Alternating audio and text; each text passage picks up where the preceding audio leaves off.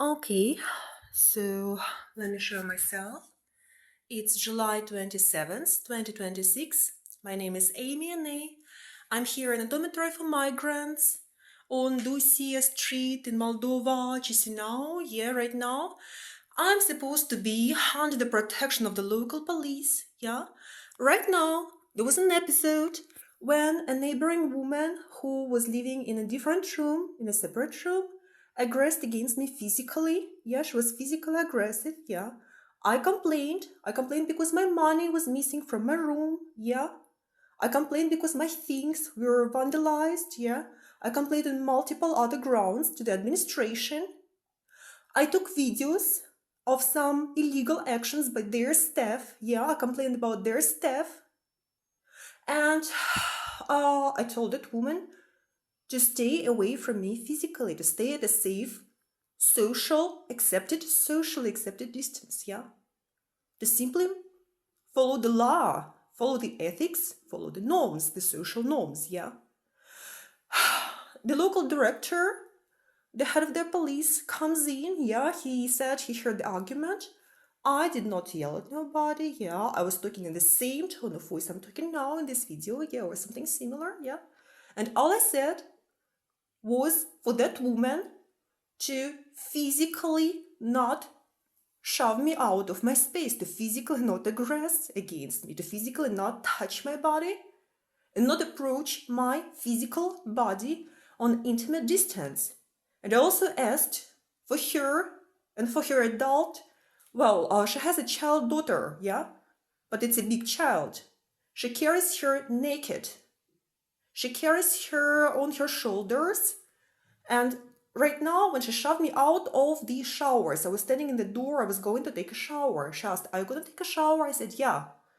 And she took her kid, she put her kid on her neck, literally, like on this area, so that the naked buttocks, the kid was naked, yeah, the naked buttocks of the child was right in my face. And she went on me like this. So the buttocks of the child, yeah, was in my face, literally. She shoved me out of the doorway, yeah. I was standing in the shower. She went and she started washing her child's intimate zones, yeah, in front of me, like that, yeah. She shoved me out of the way with her child, like buttocks in my face, yeah, physically. And she went there, yeah. Every time I needed to wash my hands, yeah, she needed to wash her hands, she would come, she would shove me, she would do what she wants, yeah, like I'm not there, like physically aggressive, yeah. Toilet, same thing, yeah. In the showers, there is dirty, nasty menstruation, some vaginal secretions looking very nasty, very disgusting, yeah. They are on the walls. They do not come from me, I promise, yeah. I never menstruated here yet, thank God, yeah. Because the conditions here are terrible, yeah. There is no condition for hygiene at all, yeah. But that woman or somebody, I do not know, yeah, spread this menstruation, vaginal, disgusting secretions on the shower wall. So anyway, it's nasty to try to take a shower there, yeah. I mean, I'm certain that was her, yeah. So the toilet is publicly accessible, but it's supposed to be for me and for her, yeah. Yesterday I come in, yeah, I almost fell because I believe it was her. She spread a pool of some nasty, disgusting, very slippery liquid right around the toilet that she knew that I was using. Yeah, she uses the other one. And she spread it there, she left it there, yeah, for me to sleep and to fall in the toilet maybe, yeah. It was very noticeable, it was very visible. Every time I am in the toilet, she comes, she turns off the light. She knows I'm there because the door is shut, because she hears me coughing. Yeah, I was just coughing and sneezing very loudly.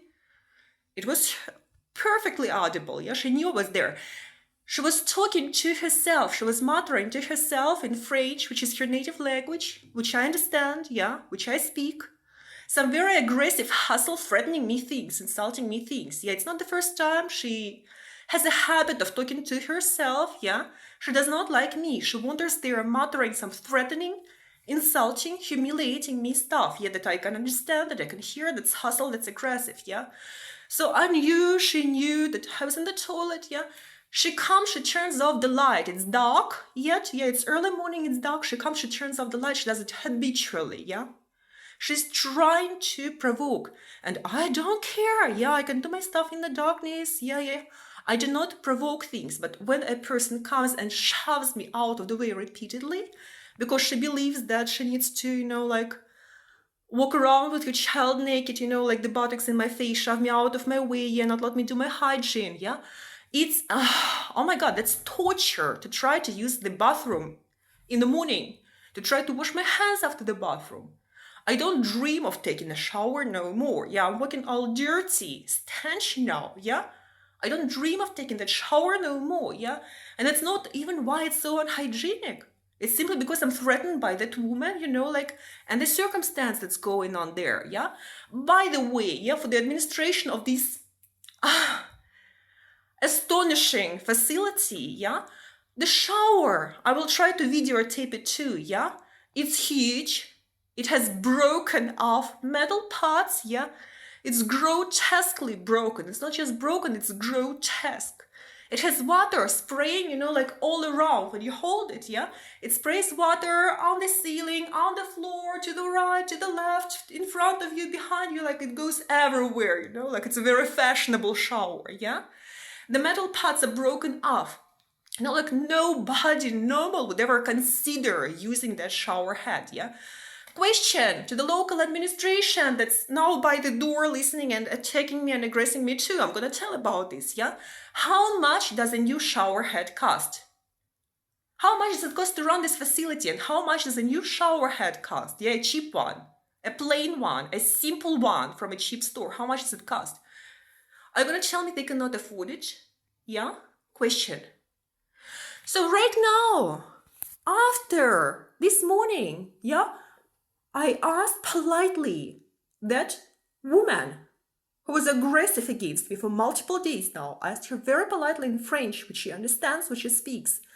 Please, can you maintain social distance from me? Can you please not shove my body? Can you please keep your child dressed and keep yourself dressed, covered with clothes? Can you please not do intimate stuff like washing the genitals, washing the buttocks in front of me? Yeah? I did not even ask her not to do over the sink where I wash my face. Yeah, not to wash your child's bottom, over the sink where I wash my dishes, where I wash my face, yeah? I did not even say that. I asked, can you please make sure, yeah, that you do not physically touch my body, yourself, with your child's areas, keep dressed. Now, this director comes at me, so now you can hear her knocking. And the other guy is there, he's also knocking, yeah? They have been trying right now to break my door, for 20 minutes. Yeah, I was not opening up, that's my right. Maybe I'm not dressed. Who knows? Yeah, they don't see me. They're not supposed to see me, yeah? I'm supposed to be in a private room for one person, which they put me in. Now, they were trying to break my door. For 20 minutes. They were not just knocking politely like they do right now. She knocked very quietly now, yeah. They were trying, to break the door. They were trying to put the door out of the way. That's where I thought, okay, I'm gonna make a video of this, yeah. So now they're quiet, now they are polite, yeah. They were shouting my name. There is that woman there, but there is also a staff member there who's talking French, so I believe that's one of the guards who was here this morning, who came with the director. I do not know if the director himself is there, yeah. But the company of them is by my door, and they're trying to provoke me. Because when I complained to the director, who said that he heard the argument in the corridor and he came by, yeah, maybe he saw in the cameras that I was showing her with a gesture, please maintain distance. Social distance from me. Do not touch body, maintain distance. So there he comes. And I address him very politely and I say, hey, there is a slight issue here. Yeah, could you communicate to this lady that she cannot be physically aggressive, that she does not have priority rights for using the shower and using the toilet? That there are certain hygiene things she does not follow. There are certain social norms that she does not follow. Yeah, so could you please communicate this to her? Yeah. At least to be dressed and at least not to touch my body, yeah? Not to approach me intimately. At least that, yeah? And the guy started yelling at me. You won't believe it. He started yelling at me. He's a Moldovan guy, yeah, he's local guy, he's supposed to be police, he's supposed to be protecting me here, yeah. He started yelling at me and being very rude. And he said that I was taking videos of somebody in this facility, that I was not supposed to do it, that it's not legal. So first of all, the only videos I took was of the staff who was acting unprofessionally, yeah, who was violating my rights, yeah, that's the only video I took here, yeah. I did not show any of the persons who are refugees or refugee seekers, yeah. I did not show any identifying information except for the staff member who I was talking about, yeah. And that was entirely my right. And he started yelling me, saying I cannot take any videos here, yeah. So I asked, okay, please show me some document, some legislation, some law, you know, like some article of the law, yeah, that says I cannot do this, yeah. Because I've never seen such a law, yeah. I know there is freedom of information, there is freedom of speech. Yeah, I can be a journalist, I can be documenting all this, I have the right to. Yeah, and I told him that. He was yelling at me, he did not let me speak, yeah, he was trying to speak to the other woman, he was trying to talk to her, to listen to her, yeah. Like she is, you know, like a higher class member, she's like a higher race, she's a higher somebody, yeah, I'm a lower caste or something, yeah. Finally, I managed to speak, yeah? I managed to fight for my right, I managed to speak, I managed to say something. He was rude, he was interrupting me all the time, he was being threatening, he was being dominant, he was trying to shut me up, he did not recognize anything I said, yeah? He said he's there to protect the other woman. He said that if, you know, like, I do not obey them, yeah? Obey. And do what they say. He said, I'm supposed to do what he says, yeah? And I said, no, I'm not going to do that, yeah? I'm going to follow the laws of this country. I'm going to follow the international laws. And I'm doing that. I'm going to follow God's law because God is there. I'm going to follow ethics. I'm going to follow my own norms and principles, yeah? That I consider right. The morals, yeah? And I'm doing all that. But obey you? No, I'm not gonna obey you. And there they are in the corridor listening to this. Yeah, I don't know if they speak English. I know they speak Russian, one of them speaks French, yeah. Oh, no, he speaks English. The director, he does speak English. So maybe they're understanding, I don't know, yeah. Great if they are. And I told him, no, I'm not gonna do that, yeah. I'm not gonna obey you personally. You know, like whatever you say. There is no law obliging me to do that, yeah. I'm gonna protect my rights. And he told me that he will drive me out of this facility, that he wants me to leave. And I said, no, because that's my right. According to a paper, I'm an asylum seeker, yeah, I apply for asylum in Moldova, the Republic of Moldova, yeah. And they gave me a paper that says it's actually my obligation even, it's not just my right. It's even my obligation to be staying in this facility while my claim is being considered. Yeah, and I'm doing that. I'm following their rules. And basically, he's telling me to break that obligation and to go away simply because he does not like me. Simply because his staff don't like me. Because they are unprofessional. Because they were attacking me. Because they were breaking my safety. They did not care, yeah? They are aggressive. They are dangerous, you know? Like, they hustle. I'm afraid of them. I'm afraid of every staff member here. Every. And that's not normal. It's supposed to be a safe facility. It's anything but safe. It's dangerous to my health and to my life, you know, like I'm feeling in, you know, like I'm experiencing myself in danger here, yeah? I'm scared of all of them here, you know, like the people who are staying here, yeah, the staff, everybody, you know, like I'm scared of every single living being in here. And that's not supposed to be normal. It's not supposed to be like that, yeah? I did not tell them that. But I told him when he said, hey, go away, yeah, I said, no. Give me some paper, give me some document. Write it down, document it, show me the law, show me the articles, give me some proofs, you know, like, I'm going to be documenting it too. I'm going to be making videos, I'm going to be making others, that's my right, yeah? Whatever paper you want to give me a paper, nice. I'm going to put it all in the internet, that's my right. So now, they went away, they took that woman, yeah, in the corridor, so I don't hear, yeah. Oh my God.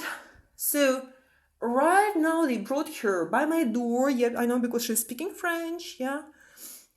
She has been trying to break my door, literally. And the other guy who is a staff member has been instructing her to do that. He's been instructing her to stand there by the door and to wait until I come out to attack me. Now, is that supposed to be safe? I'm asking. I'm going to put this in the internet, yeah. Is that supposed to be safe? So now I'm going to come out, I'm going to film them, yeah? I hope they are by the door yet. I'm scared, I'm threatened, you know? I could be naked there. How did they know? They were breaking this door, you know, like out of its weight, you know, like they were not just politely knocking. They were literally like shaking the door, you know, like and being really rude and really loud. This very threatening situation. Now they're silent and listening, maybe recording this. They are welcome to do that, yeah? It was a very threatening situation. It has been that, you know, like, it has been that since I came here. And it has been escalating, you know, like, where I'm afraid for my health, I'm afraid for my life, yeah? I told them, I complained, you know, like, I left my shower gel in the bathroom, you know, like my private stuff, yeah?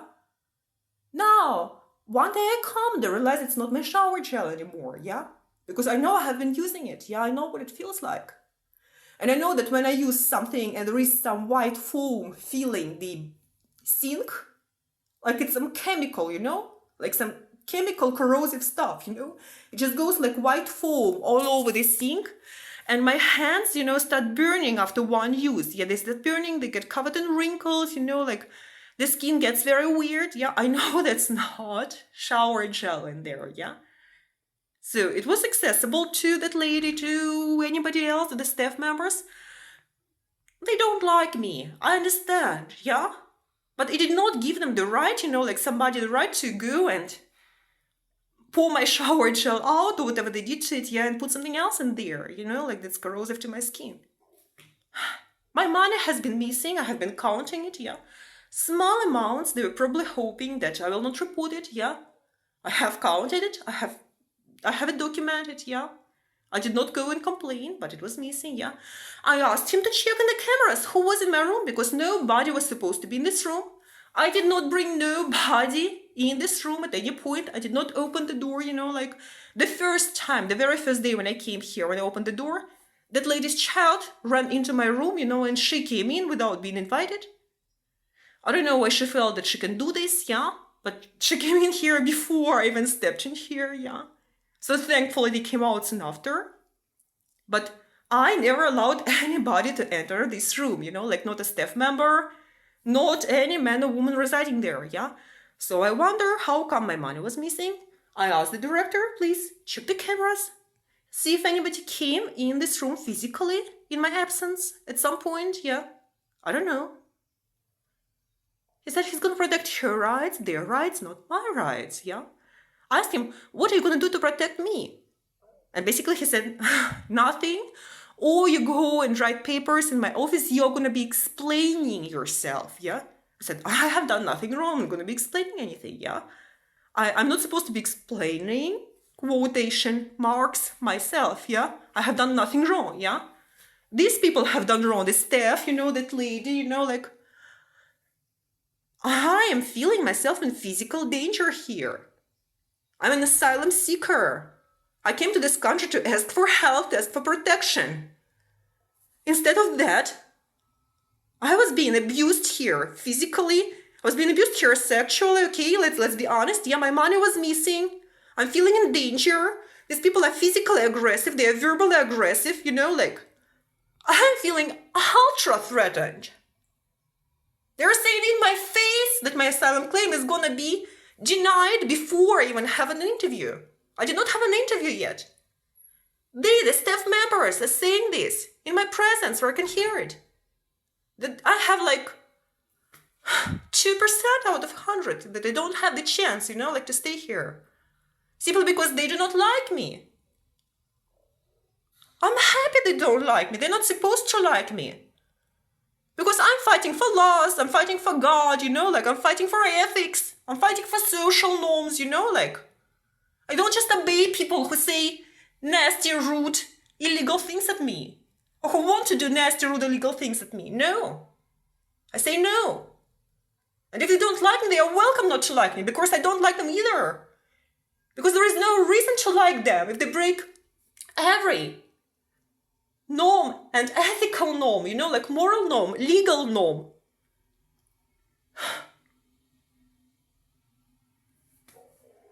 So now I cannot come out there to wash my hands. I'm threatened. I told you I'm going to open the door and show them. I'm afraid to open the door, holding my phone. Because I'm afraid they can grab the phone out of my hands. Because when I was in the airport and they illegally detained me, they were police, they were holding me with several males in a locked up space without food, without water. They never gave me a bottle of water. I don't know how much a bottle of water costs in Moldova. I don't know, maybe it's so expensive, maybe it costs $1 million. They were holding me for 2 days in a closed space with several males, 1 female in the airport. They're telling me they're gonna deport me. They're not gonna register my asylum claim. They broke my every rights, like they never gave me a bottle of water, and it seemed funny, it seemed ridiculous, and for some reason they even requested it. They detained me there against my will, without a drop of water. The second day I was falling on the floor. And finally, when somebody made me free, because I was fighting and I was yelling, I'm going to tell about it, and I have more videos about this to show, yeah? I'm going to put it online. Finally, somebody brought me this teeny amount of something that reminded coffee, yeah? And then the rest of them were like hyper angry at the guy because he brought me coffee. They were ridiculing him in my presence, like the guy felt uncomfortable. He felt like he did something wrong. And they said in my presence that I'm not a human being, that the Moldova girl, she's lovely. She's a human being. She's supposed to have coffee. I'm not supposed to have coffee. I'm not a Moldovan girl. I'm some lower caste. I'm not a human being. Is that normal? I don't know, maybe Moldovan girls are made of some different skin, different muscles, yeah? Maybe they have a priority right to live or exist, I don't know. I don't know why a Moldovan girl is worth respect, and why these people think that I'm not worth respect. I don't know why they conclude that. And yeah, I was talking about the phone, yeah? When I was trying to videotape these people who illegally detained me in the airport, like uniformed police. And I was telling, hey, I have my asylum claim registered. I have my asylum application on multiple pages, that I'm trying to submit. I've sent it out before I even was on the plane, yeah? It's all documented. I sent it to media, for God's sake, yeah? I was trying to videotape them doing these illegal things. And they came as a group, they tore my phone that I'm holding right now. They tore it out of my hands physically, several males. In a gesture, like as if they were trying to break it apart. And they told me they made me by force, they found this video, they made me by force erase that video. I was taking a video. Then they made me erase it out of a trash can. He said, where is the trash? Erase it out of the trash. You're not supposed to have any videos of us. They're very scared of any videos, any photos. And I'm going to ask them the question, why? Why are you so scared? That somebody puts you on photos, somebody puts you on videos. If you say you do nothing illegal or unethical, why are you scared that somebody's going to put you in the internet? Yeah, how you look, your face, your name, your position, what you are doing, what you are saying. It's you doing these things. It's you saying these things. So what makes you afraid? Huh? That other people will see you, who you are, what you say, and what you're doing. What makes you scared? And they deleted that video, and they told me that if they see me holding a phone, yeah, when they are simply in the background somewhere, yeah, they're gonna confiscate my phone, they're gonna take it away. And I said, you cannot do this, that's stealing, that's my property. And he told me a brilliant thing, he said, oh, we're gonna pay for it. I said, no, you cannot do this, yeah? There is my intellectual property on that phone. You cannot estimate it, yeah? You cannot do this. And thankfully, they finally returned my phone to me, yeah, after they have erased that video. And now, yeah, I'm scared. I might come out, I don't know if they're going to grab my phone and throw it away. I don't know. So maybe I'll wait some. Oh, I feel in so much safety, people. that actually lock my private things. Like some of them, I started locking them in my suitcases, yeah? That have this PIN code, that get closed, that get locked. Because my money was missing.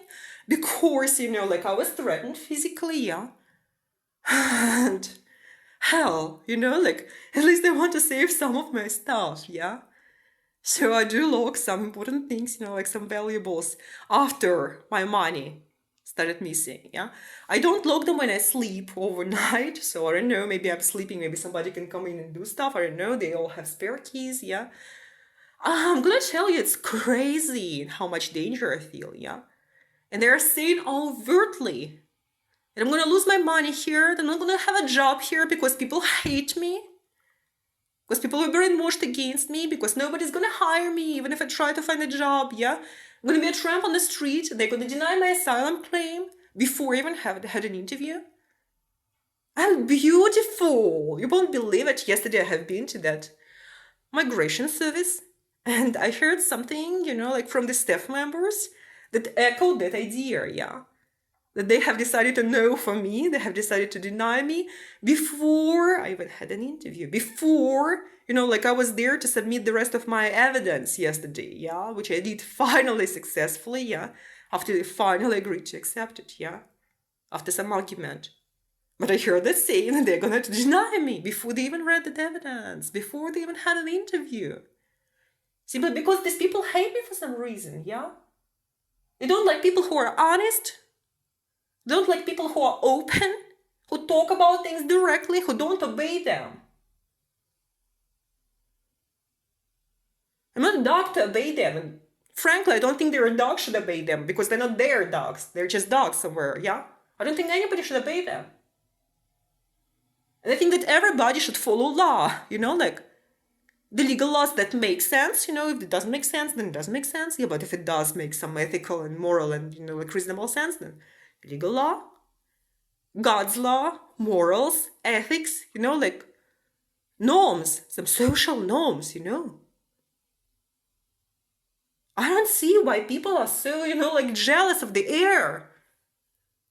In this country, in Russia, which I ran from, where they told me they don't have air for me to breathe. They don't want me to breathe their air. They don't want me to walk their country. And they drove me out. Here, these people also don't seem to want me to breathe their air, yeah? I don't know, maybe oxygen is running out or something. So God, I'm horrified, I'm haunted. There is a group of people from Russia here after me who are following me very closely, who are literally stalking me, who make me feel threatened, I'm threatened here by the Russians, a group of them, who are like those birds, I forgot the name, the ones that watch a person dying, before they can come and eat their flesh. Like that. You understand me, yeah? And I'm scared. It seems like some kind of conspiracy against one innocent, decent person, It's not about using the shower, using the toilet, or, opening the door of somebody, yeah? It's simply about being physically safe in any country of this world. I don't care if it's Moldova, if it's China, if it's Argentina, if it's Italy, if it's South Africa, if it's Norway. I don't care. I want to be safe somewhere in this fucking world, yeah? They must have some place. I don't need a lot of space. I don't need a lot of oxygen. I need some space on this planet. I can breathe the fucking air and not be abused, I don't want to cry because it's badly humiliating, but that's my idea. I don't understand why these people are killing me. I don't understand that. I have done nothing wrong to nobody. I have been a crime victim since my birth, I have a disorder that I believe was caused to me intentionally. It allows them to get access to me, to do crimes over my body, over my life. And I have been doing this the whole life, the whole existence I had, in every country, everywhere, everywhere I've been to. I don't understand why people are so evil, so cruel, so stupid, so evil, so bad, so happy to make somebody suffer. I don't understand that. They seem to think that when they're killing somebody or making somebody suffer, they're getting life. I actually heard somebody saying that. That's crazy because that's not how it works. Because there is God. And I believe in God. I'm with God. I'm a good person, And They're bad people because of what they do, because of how they think, what they say, if they think. I don't know if they think, you know? And all I want is justice and truth and honesty. And simply being physically safe finally somewhere, not being sexually abused, not being physically abused, not having my body destroyed, not having my brain attacked, not having my life attacked, not being dehumanized, not being insulted, not being humiliated, not having somebody steal my money or my property or break it, to have access to jobs, to have access to air, to oxygen, and to have people leave me alone somewhere where I can be with God. Just that. And physically alive. Anywhere on this planet, I don't care where.